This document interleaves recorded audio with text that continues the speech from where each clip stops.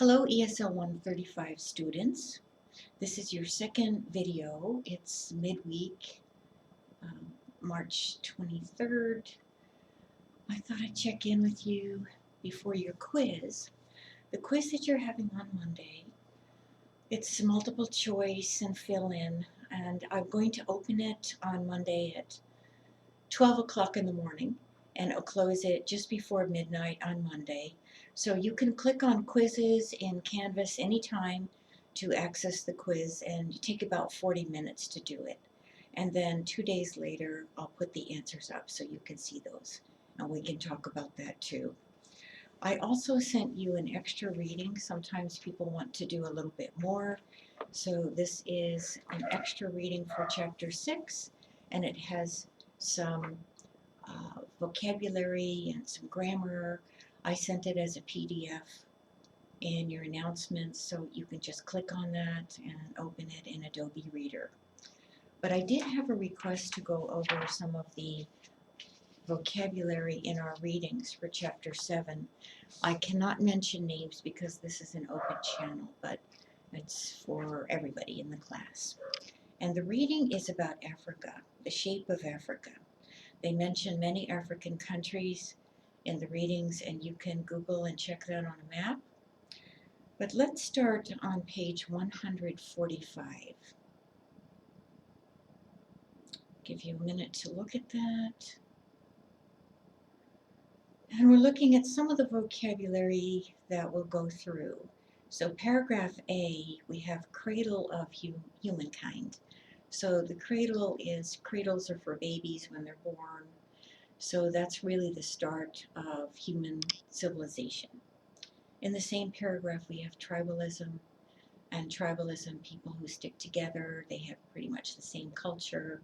You know about that. And paragraph C, they talked about proto-humans, so before humans as we know each other. That's what they're talking about there. Homo erectus is a scientific name for humans. On page 145 in that same paragraph C, we have a very long word, paleoanthropologists.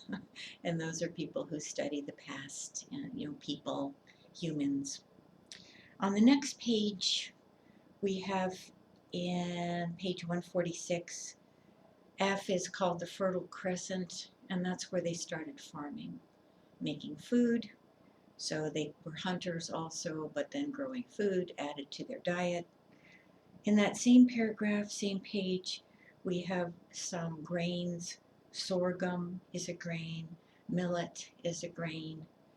Yams are kind of a sweet potato, but a little bit more orange. On page 147, we have a word guinea fowl, a kind of bird or chicken. And then we have mutton, M-U-T-T-O-N. Mutton is sheep meat. So if you go to England or Ireland, you'll probably see that on the menu, mutton. They have a word also, puny, P-U-N-Y. That means very, very small, puny horses. Barnyard giraffes. So on page 147, they have giraffes, but they were raising giraffes to eat. On the next paragraph, H, we have prowess, and prowess means skill. And the next paragraph, I, we have spawned, S-P-A-W-N-E-D. So that just means to give birth to, or to start, or to create. On the next page, the only thing I found was paragraph H, page 148, navigable. So able means can. Navigate, you can put a boat, drive a boat through that water, navigable. On the last page, 149, we have a word dwindling. It's a little hard to say, D-W-I-N-D-L-I-N-G. So dwindling means fewer and fewer, getting less and less. In paragraph L, we had alleviated, and alleviated means to help or to ease or to stop something.